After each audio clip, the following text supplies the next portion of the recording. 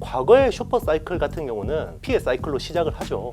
보통 한 2년 6개월 정도가 지나면 이제 공급이 또 과잉이 돼서 다운 사이클이 맞는 게 이제 통상적인 사이클이었는데 올 하반기에 중요한 이제 분기점을 맞이할 거라고 보고 하반기에. 있습니다. 네. 작년 8월 말부터 범용 디램이 가격이 급등을 했거든요. 그게 이제 엽기저가 딱 3분기에 나옵니다. 그러면 이제 이게 피해 사이클이 끝나면 보통 크게 한번 조정을 받고 다시 또 다운 사이클이 어느 정도 지속이 되다가 가는데 이제 여기서 두 가지 시나리오가 있습니다. 여기서 좀 꺾이는 시나리오를 본다 그러면 이제 아주 이상적으로 본다 그러면 2019년에 TSMC가 2025년에 메모리다. 그래서 메모리 산업의 어떤 틀이라는 게 완전 바뀐 해가 2025년이다. 그냥 가만히 있는다고 되는 게 아니라 기존의 어떤 메모리 사업의 구조를 바꿔야 돼요. 그러면 성장 산업으로 볼 수 있는 거죠. 이번 사이클의 주기는 어떻게 판단하고 계세요? 내년, 내후년까지는 사이클이 지속될 수 있다고 보고 있는데요. 중요한 거는 밸류를 무시하는 시장으로 갈 것 같습니다. 결국 그 말은 버블로 진입한다라는 거죠.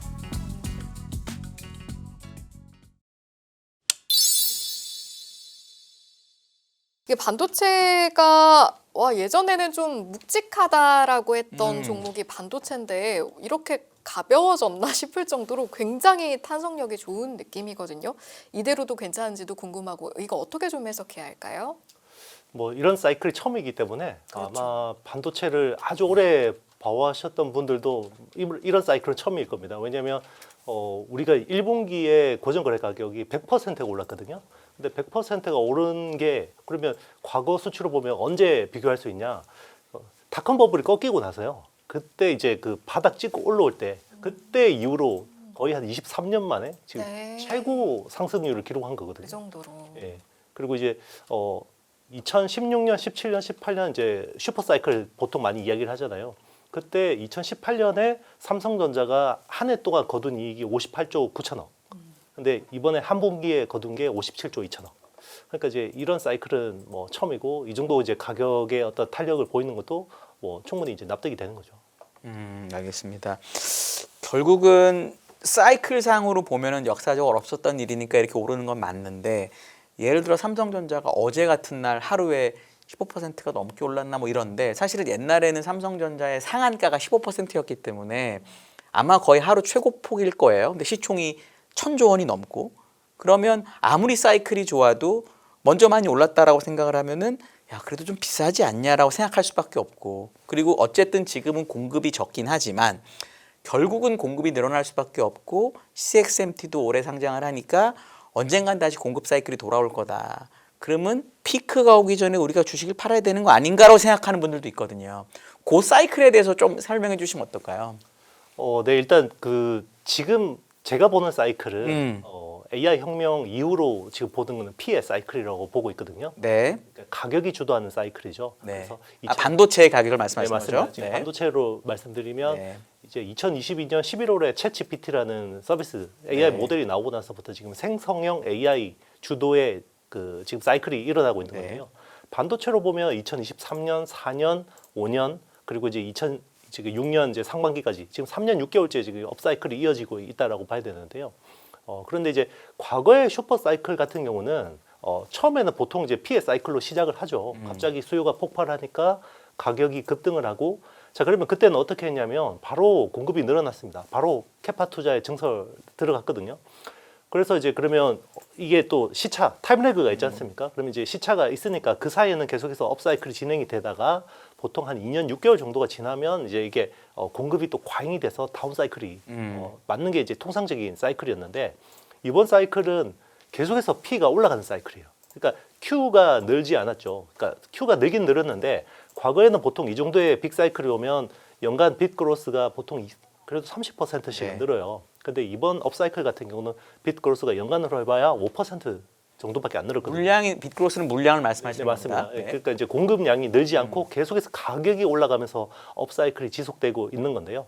저는 이제 그게 결국은 올 하반기에 중요한 이제 분기점을 맞이할 거라고 보고 하반기에. 있습니다. 네. 그게 왜 그러냐면 이제 그 앞 시간에서 이제 연구원님 말씀하신 거 이제 하고 맥락 같은 건데 전년 대비로 따지잖아요. 그런데 이제 작년 3분기부터 범용 메모리 가격이 급등하기 시작했어요. 그래서 작년 8월 말부터 범용 디램이 가격이 급등을 했거든요. 그게 이제 엽기저가 딱 3분기에 나옵니다. 그러면 이제 보통 그게 이제 또 선반영돼서 이제 증가율이 꺾이기 때문에 네. 한번 이제 조정을 받을 수 있고 그러면 이제 이게 피해 사이클이 끝나면 이제 한번 보통 통상적인 사이클 같은 경우 크게 한번 조정을 받고 다시 또 이제 다운 사이클이 어느 정도 지속이 되다가 가는데 지금은 AI라는 그 어떤 힘이 너무 강해요. 그래서 저는 제가 생각하는 거는 피해 사이클이 QA 사이클로 좀 매끈하게 연결될 수 있지 않을까.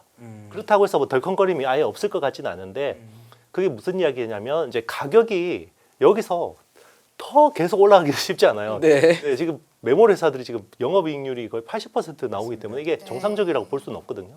그러면 이게 어느 정도 그 고점에 다다르는 시점이 올 텐데요. 3분기가 되면 이제 여기서 두 가지 시나리오가 있습니다. 여기서 좀 꺾이는 시나리오를 본다 그러면 이제 조정이 좀 거칠게 나타날 수 있고요. 그리고 이제 이게 고원 형태로 어느 정도 유지가 된다.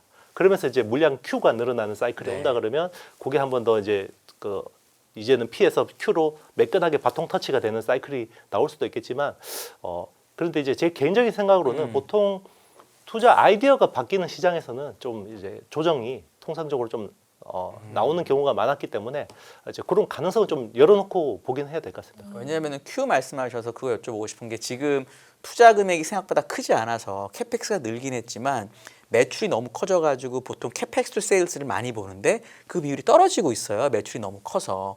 그러면 올해 3분기에 가격 사이클이 끝났을 때 물량을 늘릴 방법이 없을 수도 있잖아요. 그럼 그 시차가 사실 있는 게 아니냐라고 생각하면은 걱정해야 되는 건가요? 아니면 어떻게 보시나요? 그건 그러면? 그러니까 이제 사실 증가율에 따라서 주가가 많이 연동이 되잖아요. 네, 네, 그래서 네, 네. 지금의 투자 아이디어는 하이퍼스케일러들의 캐펙스 증가율이 결국은 P를 주도해온 예. 아이디어거든요. 네. 그런데 이제 이게 가격이 어느 정도 완만해지고 물량이 좀 늘어난다 그러면 네. B2C라는 이쪽 수요가 없어진 게 아니에요. 네. 그러니까 갑자기 200만 원, 300만 원 스마트폰이랑 네. 컴퓨터. 맞습니다. 네. 뭐 스마트폰 PC 같은 경우는 보통 200만 원, 300만 원이면 사던 게 갑자기 메모리 가격이 올라서 400만 원, 500만 원 하니까 수요가 이연되거나 일단은 지금 그냥 눌려 있는 거거든요. 네.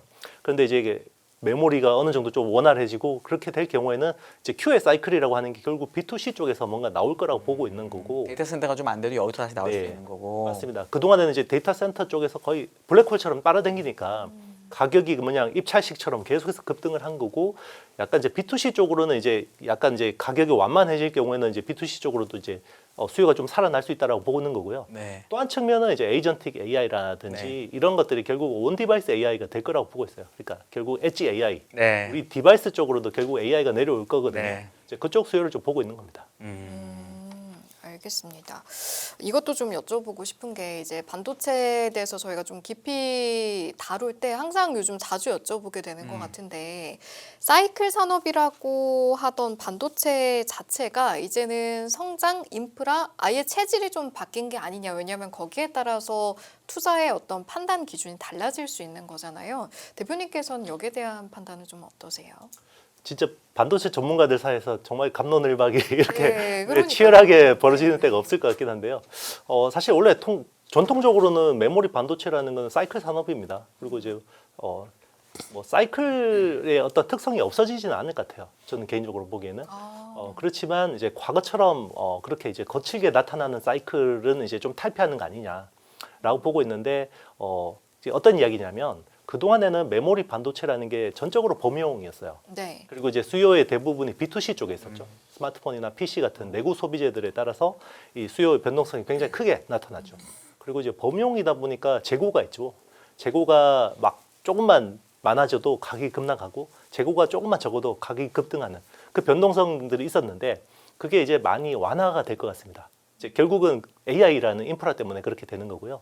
왜냐하면 AI라는 인프라에 맞게 이제 최적화된 메모리들이 많이 필요해집니다. 대표적인 게 HBM 같은 주문형 메모리고요.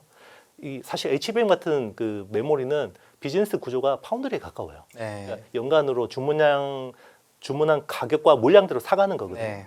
그리고 이제 올해부터 본격화되는 게 이제 그 CPU에 들어가는 메모리인데 소캠이라고 하는 메모리가 그것도 주문형이거든요.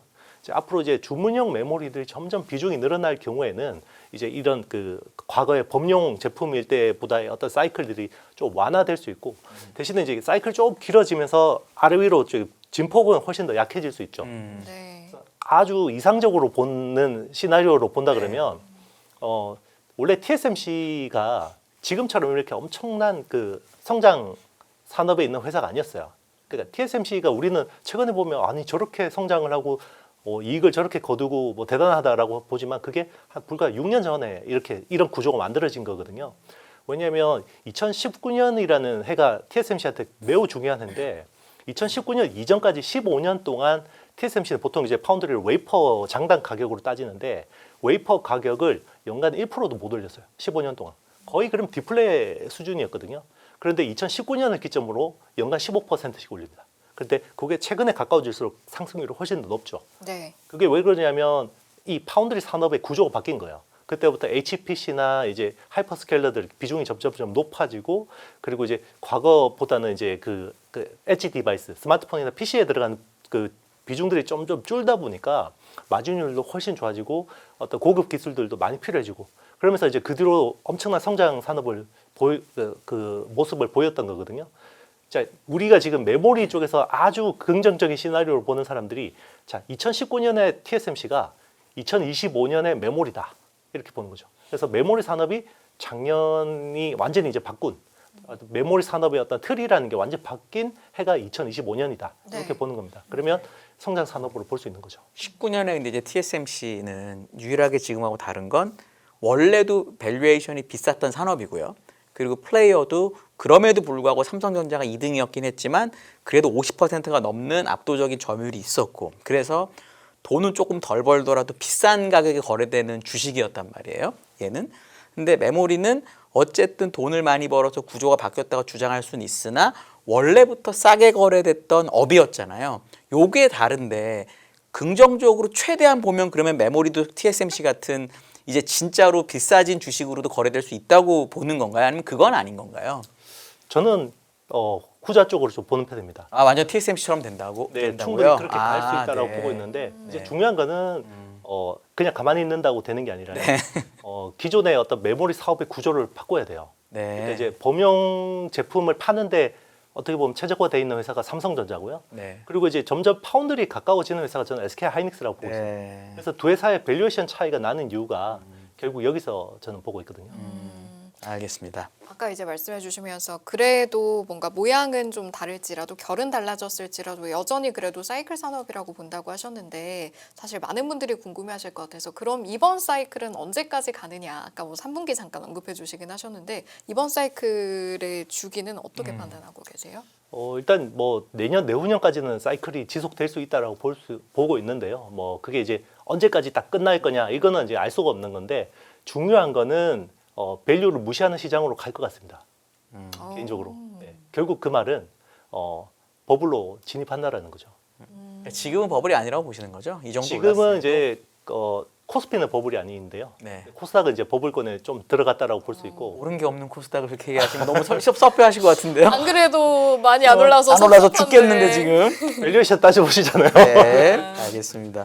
그러면은 요거 궁금해하실 것 같은데 이제 5월 18일에 삼성전자 노조 파업이 있다라고 하는데 제가 듣기로는 중국에 있는 시안 삼성전자 공장 같은 경우는 거의 사람이 없는 이미 문 공장이 돼 있다고 하는데 실제 더 이제 전문가시니까 파업하는 게 실제 생산량에 영향을 미치나요? 아니면 이거는 그냥 뭐랄까 지나가는 변수인가요? 어떻게 보세요?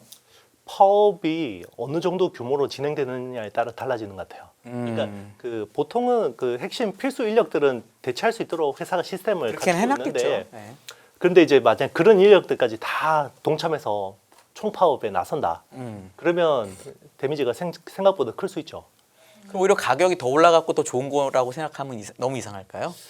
그래서 사실 그 파업 이슈가 나올 때마다 삼성전자는 주가가 완만하고요. 네. 오히려 SK 하이닉스하고 마이크론이 주가가 많이 튀잖아요. 왜냐하면 여기 안 생산하면 우리 올라가는 맞습니다. 거니까. 그래서 뭐 한 30조 정도가 이제 만약에 생산 타격이 있을 수 있다고 하니까 그럼 나머지 두 회사가 해피지는 상황이 되는 거고. 그런데 또 한편으로 생각하면 만약에 노사 협상이 타결이 되면요, 이게 이제 주가가 반대 되돌림 현상이 나타날 수도 있습니다. 그럼 18일에 지금 예정이 돼 있긴 하나 우리 대표님 보시기에는 그 정도의 전면 파업은 아니라고 생각하시는 거죠? 현재로서는 지금 주가 흐름을 보면요, 삼성전자 최근 주가 흐름을 보면 약간 그런 것들을 아니라는 얘기죠. 예, 약간 좀 협상 타결 쪽으로 약간 주가 흐름을 움직이는 것 같습니다. 네, 알겠습니다. 이건 어떻게 보세요? 이제 공급 정상화에 따른 가격 하락에 좀 대응하기 위해서 반도체 기업들이 인위적으로 감산하고 있다 뭐 이런 얘기도 있는데 여기에 대한 의견은 어떠신지도 궁금합니다. 이게 이제 인위적인 감산이 이 대규모 장치 산업에서는 사실 쉽지 않아요. 네. 쉽지 않은데 그러면 뭐 최근에 나오는 이제 이야기는 결국 반도체 어떤 생산 지수 이제 그런 어떤 통계 자료들을 보면 이제 떨어져 있고 그리고 가동률도 많이 떨어져 있고 이제 그런 것들 가지고 이제 해석을 그렇게 이제 하시는 경우가 있는데 저는 이제 좀 다르게 생각을 하고 있습니다. 왜냐하면 과거하고 지금 이제 생산 시스템 자체가 많이 달라졌는데요. 예전에는 보통 이제 DDR이라는 제품도 있고 LPDDR이라는 제품도 있고 GDDR이라는 제품도 있고 범용이지만 이게 그 표준이 다르잖아요.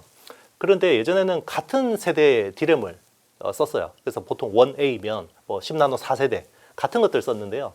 지금은 사실 주문형 제품들이 되게 많다 보니까 이게 호환이 안 됩니다. 대표적으로 삼성전자를 예를 들면 HBM4는 1C D램을 써요. 그러니까 1C는 10나노 6세대죠.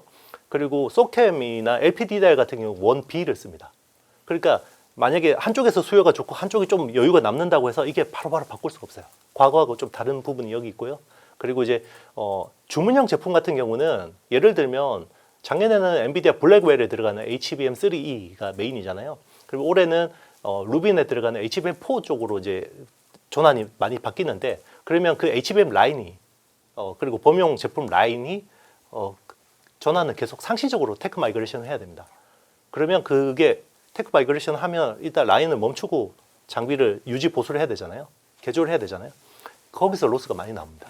일반 범용에서 네. 옮기든지 뭐 3에서 4 그 얘기하시는 거죠. 맞습니다. 그렇기 때문에 어차피 공급이 많이 늘어나는 게 쉽지 않다. 인위적이라는 표현은 틀렸고 네. 그런 정상적인 상황에서의 공급 약간 제약이다 이렇게 보신다는 거죠. 네, 그러니까 과거하고 생산 시스템이 완전 바뀐 거예요. 왜냐하면 전방 시장이 바뀌었기 때문에. 네. 알겠습니다.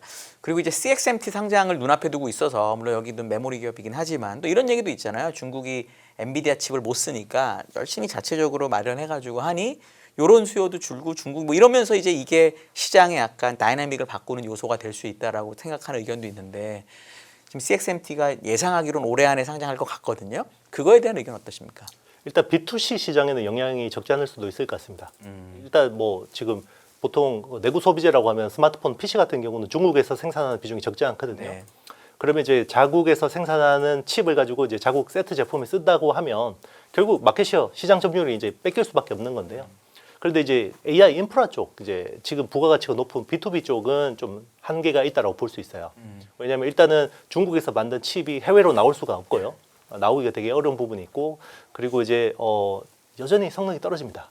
그러니까 뭐 이 서버에 쓰는 칩은요. 우리는 스마트폰이나 PC 같은 경우는 쓰다가 좀 전기 꺼놓고 있다가 다시 쓰고 그러잖아요. 서버는 한번 채택을 장착을 하면요. 얘가 죽을 때까지 끄면 안 돼요. 그러니까 얘는 수명을 다할 때까지 계속 돌아가야 되는데 아무래도 중국의 반도체들은 이 안정성이 좀 떨어지기 때문에 5개월 있다가 갑자기 고장나고 6개월 있다가 고장나고 그러면 이 그 노드 단위 자체가 그냥 멈춰야 되거든요. 그러면 그 비효율성이 엄청 큽니다.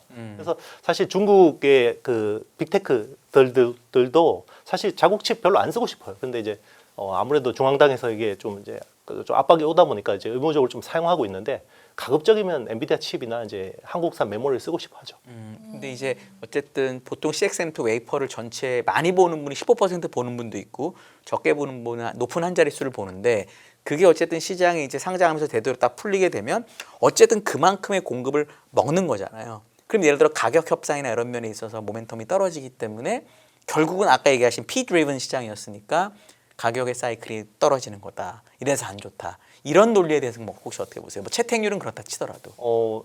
일단 저는 B2C하고 B2B 시장이 별개로 움직일 가능성이 높다고 보고 있습니다.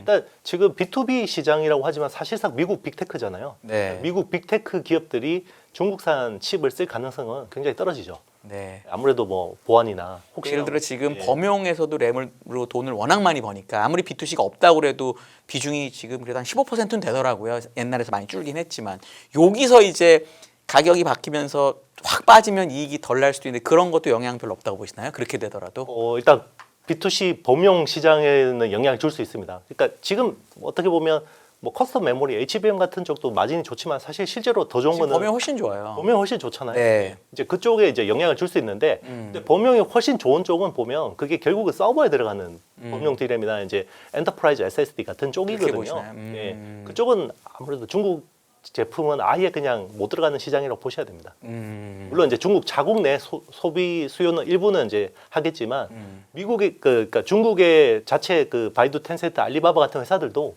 별로 안 쓰고 싶어합니다. 네, 알겠습니다.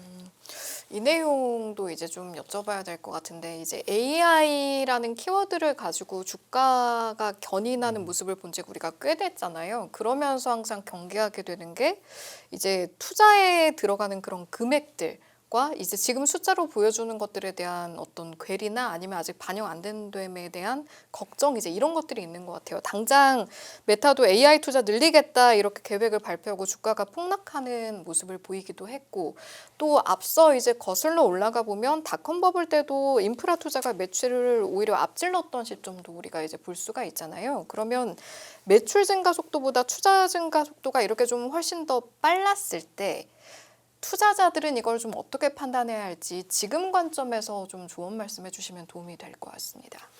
그래서 최근에 이제 미국 시장도 마찬가지고 이제 글로벌 시장에서 나타난 흐름은 소프트웨어 숏, 하드웨어 롱입니다. 그러니까 이제 계속해서 그러니까 소프트웨어 애저 서비스 비즈니스 모델을 가지고 있는 회사들은 보통 이제 메모리를 반도체를 사야 되는 쪽이고요. 오히려 이제 반도체를 파는 쪽으로 계속해서 더 높은 밸류를 주고 있는 상황이죠. 그러니까 원래는 소프트웨어가 거의 뭐 이거 그냥 거의 그냥 마당 쓸고 뭐 그냥 돈 줍는 그런 비즈니스라고 생각을 했었는데 지금은 오히려 그쪽은 돈을 써야 되는 쪽이고 이제 돈을 주워 담는 쪽은 완전히 지금 하드웨어 쪽이라고 봐야 되는 거죠.